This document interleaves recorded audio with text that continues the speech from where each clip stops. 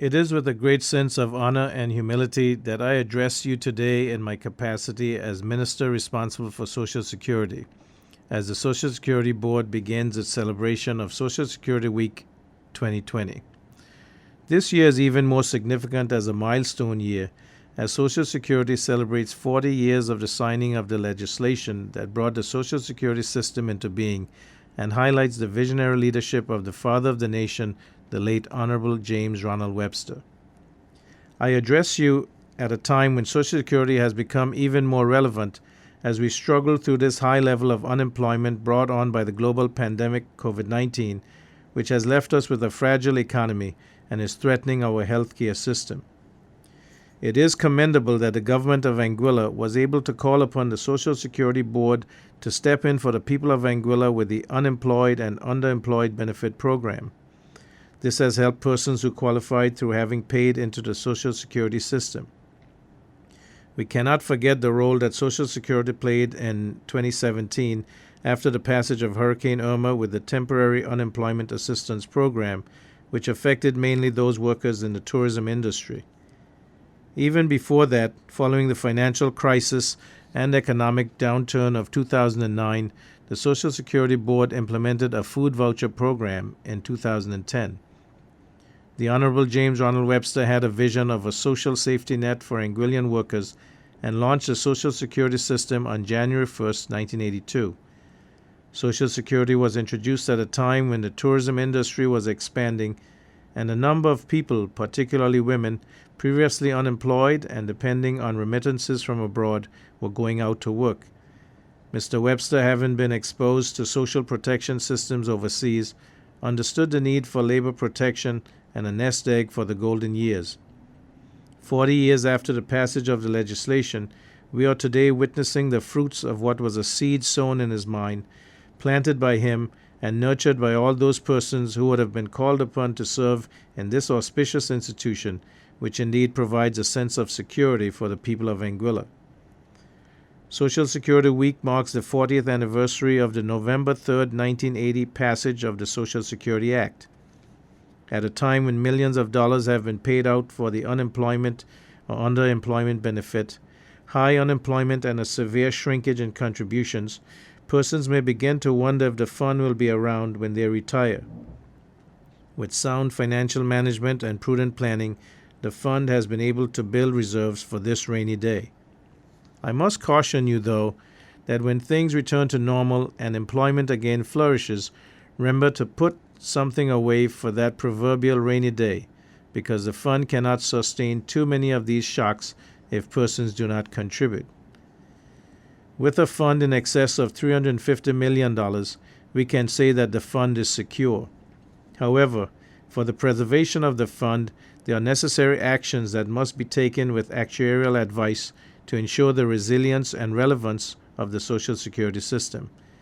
Social Security is a basic human right recognized by the United Nations, and Social Security systems worldwide have as their mandate to provide relevant and reliable benefits which will provide a minimum standard of financial security to guard against poverty. The latest triennial actuarial review, as at 31 December 2019, proposes recommendations for changes to the legislation, including the establishment of an unemployment benefit branch. Unemployment benefit is essential to protect our workers and their families. In addressing the impact of the 2008 global financial crisis, Juan Somavia, the ILO Director General, said, "The current crisis has highlighted the importance of having a minimum set of Social Security benefits for all in place." The ILO report, World Security Report 2010 to 2011, providing coverage in times of crisis and beyond, states that Social Security plays an important role in the times of economic crisis as an irreplaceable economic, social, and political stabilizer that provides income replacement and helps stabilize aggregate demand without negatively affecting economic growth. New initiatives must be pursued to enhance the lives of the contributors. Evidence that non-communicable diseases are on the rise, plus the new wave of viruses and global pandemics, call for the introduction of a sustainable national health insurance system. The Social Security Board joined with Pan American Health Organization to fund a project to review the National Health Fund legislation, which was done in conjunction with Social Security legislation. Like Social Security legislation, this legislation now needs to be enacted. However, it has to be done in a smart way, as providing a proper health service is expensive, and without the proper human resources and right infrastructure, the National Health Insurance Scheme will not be sustainable.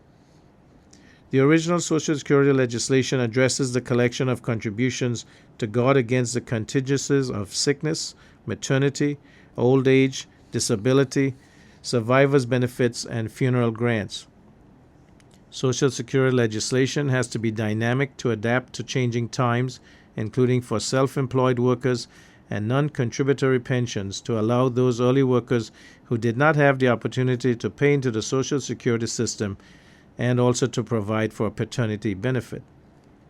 Legislation was also passed early in the system's operations to provide for the Social Security Development Fund, which allows for the funding of socially desirable projects with a focus on education, health, and sports programs.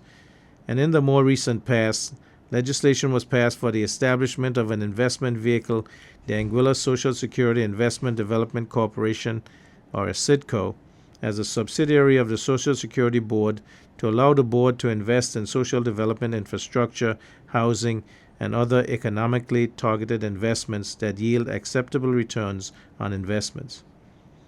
After 40 years of the passage of the Social Security legislation and a number of legislative changes over the years, it is indeed timely that the Social Security Board is presently undertaking a comprehensive review of the Act and regulations to update the regulation and produce a compendium of the various Social Security legislative changes over the years. Social Security is a shared responsibility. It behooves all Anguillians and workers in Anguilla to be compliance officers to ensure that their contributions are paid, and consequently, Social Security coverage is extended to all. We often think that we can provide for ourselves, but as is evident with COVID-19 and other shocks previously mentioned, we cannot predict the future, and therefore, to guard against the uncertainties of life, social protection such as is provided by Social Security is an absolute necessity. At this time, I wish to recognize and thank the past ministers responsible for Social Security, the Social Security Board, Director, Management, and staff, and those that have served before them for their contribution to making the Social Security system one of Anguilla's leading institutions, where accountability, customer care, teamwork, integrity, visionary leadership, and excellence, its core values, are exemplified for the benefit of all of us. It is with great honor, therefore, that I declare Social Security Week 2020, October 31 to November 7, 2020, officially open. Thank you.